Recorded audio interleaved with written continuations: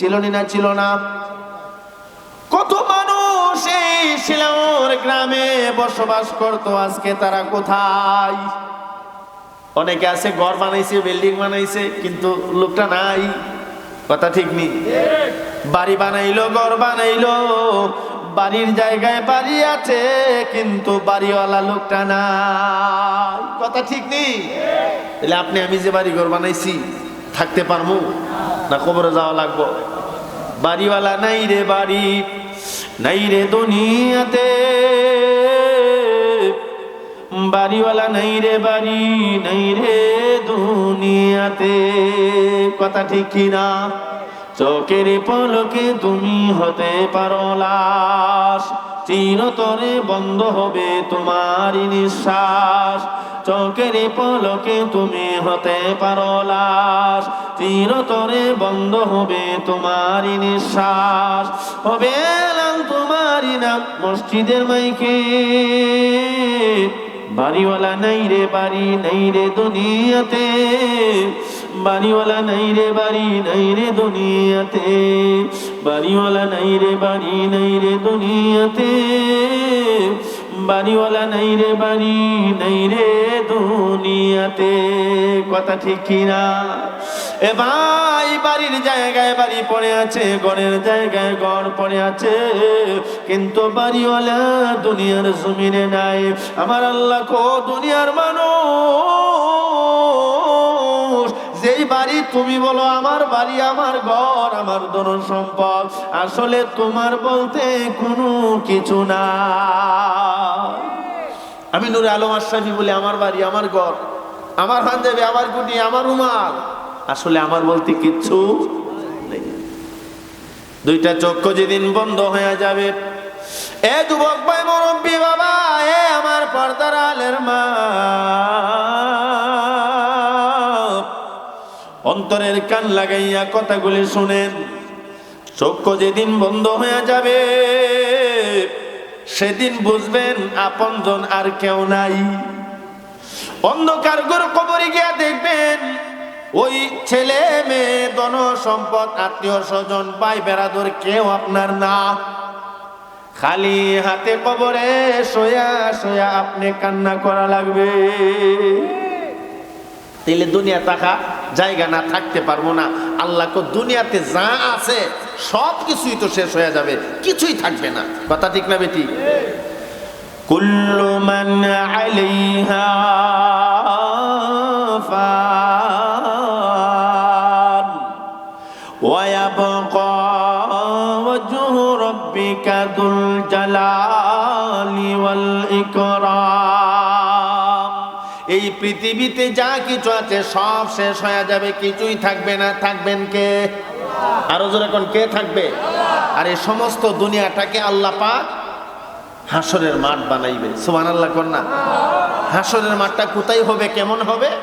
তাফসীরের আলোচনাতে এসেছেন, সারা পৃথিবী মিলাইয়া উষা নেশা আসেনি না নাই? আপনারা শিলাও, সেন্দা, রাধিকা সব জায়গা সমান। কথা ঠিক না? সারা পৃথিবীতে উঁচা উঁচা পাহাড় আছে, বড় বড় সাগর আছে, উপসাগর, মহাসাগর আছে না নাই? নদী, খাল, বিলিল, কত কিছু আছে। এই সমস্ত দুনিয়াটা উঁচা নেচা। আমার আল্লাহ কয়, যখন হাসরের মাঠ কায়েম হবে, সমস্ত দুনিয়াটা একটা সমতল ভূমি আমি আল্লাহ বানায় দিব। লটি ভিটা দেখছুন না? দেখছুন না লটি ভিটা? দেখবেন ছোট একটা আপনার ক্রিকেট খেলার বল, এটার উপরে বেলুন দিয়ে যখন দেয়, তখন দেখা যায় ক্রিকেট খেলার একটা মাঠ হইছে, ছোট মাঠ। কথা ঠিক নেই? এত বড় গোল ছিল, এটা গোল নাই, এখন সমান মাঠ। সুবহানাল্লাহ কোন না? আল্লাহ রাব্বুল আলামিন বলেন, বান্দা, আমি আল্লাহ যখন দুনিয়াটাকে কিয়ামত করে দেব, শেষ করে ফেলবো, আসমান আসমান জমিন একত্রিত হয়ে যাবে। আসমান জমিনের মধ্যস্থলে যা কিছু আছে সব কিছু সমতল একটা ভূমি হয়ে যাবে, সমান হয়ে যাবে। আসমান জমিন যখন এক হলো, এখন বড় বড় পাহাড়গুলি আর পাহাড় নাই, নদ নদী আর নদ নদী নাই, সমস্তটা পৃথিবী মিলাইয়া সমতল একটা ভূমি হয়ে যাবে। আল্লাহ পাক রব্বুল আলামিন সমান একটা মাঠ পৃথিবীটাকে বানাইয়া ঘোষণা দিবে, এটা হলো হাসরের মাঠ। আপনারা সেন্দা শিলৌরের কবরস্থান আসেনি না নাই? সারা দেশে যত কবরস্থান আছে, যার যার কবরস্থান থেকে জিন্দা হইয়া মানুষ বের হবে। আল্লাহ বলবে কুম্বি ইজনিল্লাহ, সুবহানাল্লাহ কন্যা, উঠো। যার যার কবরস্থান থেকে যাকে যেখানে দাফন করা হয়েছিল সেখান থেকে জিন্দা মানুষ হয়ে বের হবে। বের হইয়া একজন আরেকজনকে চিনবে। চিনলি কি হবে? অবস্থাটা এত ভয়াবহ হবে যে লুৎফুর রহমান মুকিত সাহেব মহব্বতের মানুষ ঠিক আছে, কিন্তু তাই না আমার কোনো উপকারে। কেন? আদা তো বরে সূর্য, জমিনটা হয়ে যাবে তামার। জমিনটা আসলে তামার না, জমিনটা তো মাটির, কিন্তু সূর্যের তাপের কারণে জমিনটা তামার হয়ে যাবে। এই জমিনে দাঁড়ানোর সাথে সাথে এত প্রচন্ড গরম। আল্লাহ নবী বলেন এই গরমের কারণে উপরেও গরম, নিচেও গরম। এই গরমের কারণে হাসরবাসীর শরীর দিয়া ঘাম বের হইতে থাকবে। যে দুনিয়াতে যত বেশি গুনাহ করবে তত ঘাম তার শরীর থেকে বের হইবে। বলে তেলে তো ভালো হইছে, ফাঁপ করতাছি ভালো হইছে, গাম বেরোইব, গরমের ভিতরে একটু ঠান্ডা, তোর আরাম পাই মনে? জি না, আরাম না। প্রচন্ড রৌদ্রের কারণে দেখবেন এত পরে আকাশ, সূর্যের তাপের কারণে পুকুরের পানি পর্যন্ত গরম হয়নি না? হয় না? আপনার শরীর দিয়া যে ঘামটা বের হবে, এই গামটা সূর্যের কারণে এসির মতন একদম ঠান্ডা পানি হবে, কথা ঠিক নেই? না না না, এত গরম হবে।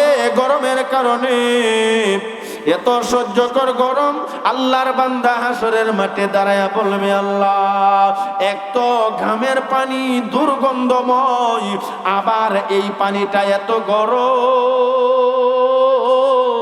আল্লাহ গো, এই হাসরের মাঠে এই গরম পানিতে দাঁড়িয়ে থাকতে পারতেছি না। এ মালিক, দয়া করে মেহেরবানি করে বিচার কার্য শুরু করো। আমি যদি জাহান্নামী হয়ে থাকি আমাকে তুমি জাহান্নামে দিয়ে দাও, এরপরও হাসরের মাঠের এই ভয়াবহ আযাব সইতে পারি না। আমি জাহান্নামে হয়ে থাকলে জাহান্নামে দিয়া লাও, এরপর হাসরের মাঠের এই আযাব আমি সইতে পারি না। এমনি হঠাৎ করে তাকায়া দেখবে জাহান্নাম মানুষকে খাওয়ার জন্য আসতেছে। যখন জাহান্নাম আসতেছে, এখন তো দৌড় শুরু করবে, একজনে আরেকজনে সহযোগিতা করবে। থাক দূরের কথা, দৌড়, জান বাঁচান। একটা সাপ যদি এই মাহফিলে দেয় আয়া, অজগর সাপ অথবা কোনো একটা সাপ যদি বিশাল সাপ আয়া করে দৌড়ে, আপনারা থাকবেন তো আল্লাহ দিলে? আপনারা আগে আমি ফ্যান্ডেল ছিঁড়া, কাপড় ছিঁড়া বাঁচবো। কেন? অজগর সাপ খায়া পালাইব। ওই কঠিন কিয়ামতের ময়দানের অবস্থা কেমন হবে? আল্লাহর নবী বলেন, হাসরের মাঠে যখন মানুষগুলো দাঁড়াবে, জাহান্নাম এভাবে হা করে তাকাবে বিশাল আওয়াজ দিয়া। জাহান্নাম হাসরের মাঠের মানুষকে খাওয়ার জন্য আসতে থাকবে। ওই কঠিন কিয়ামতের ময়দানে মানুষগুলো থরথর থরথর করে কাঁপতে শুরু করবে, বয়ে দৌড়াদৌড়ি শুরু করে দিবে। এই নবীর কাছে যাবে, ওই নবীর কাছে যাবে, আমরা রে বাঁচান, এই জাহান্নাম খেয়ে ফেলল।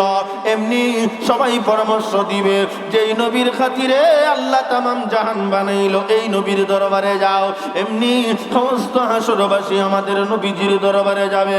ইয়া রাসূল, ইয়া হাবিবাল্লাহ, ও আল্লাহর নবী,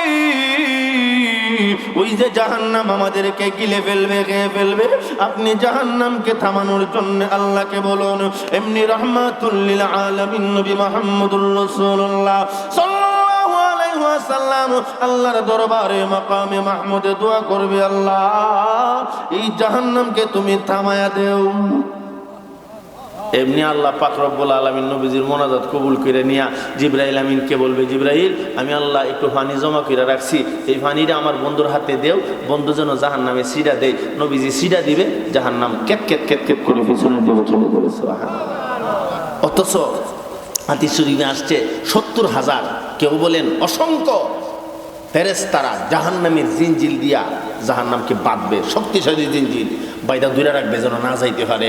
কিন্তু জাহান্নাম এত জোরে হুঙ্কার মারবে, দেওয়ার সাথে সাথে 70,000 জিনজিলের বাঁধ ছিঁড়িয়া যাবে। সুবহানাল্লাহ বলবেন না?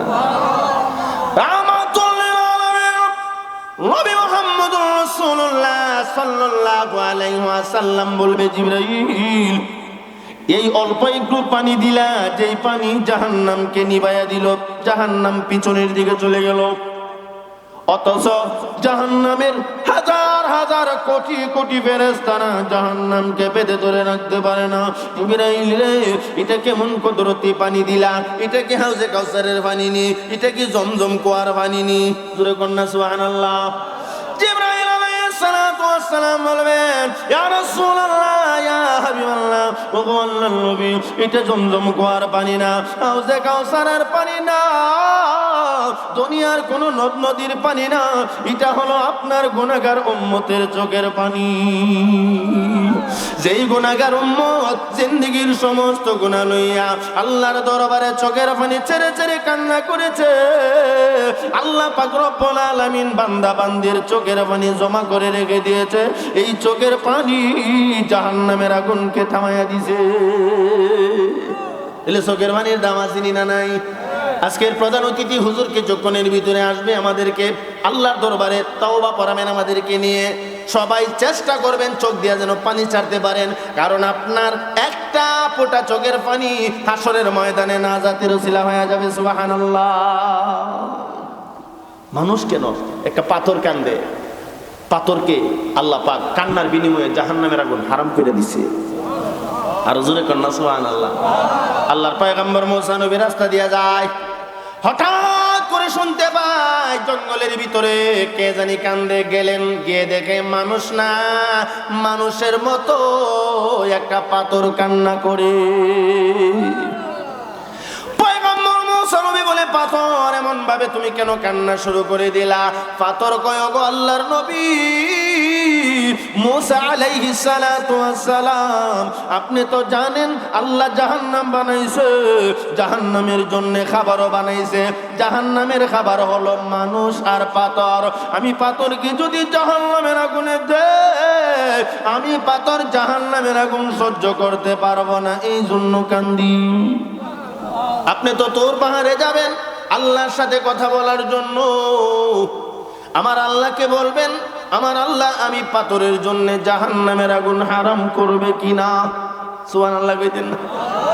লম্বা কথা সংক্ষেপে বলে দেই, আল্লাহর পয়গম্বর মুসা নবী তোর পাহাড়ে গেলেন, আল্লাহর সাথে কথা বললেন। এক পর্যায়ে পয়গম্বর মুসা নবী বলে, মালিক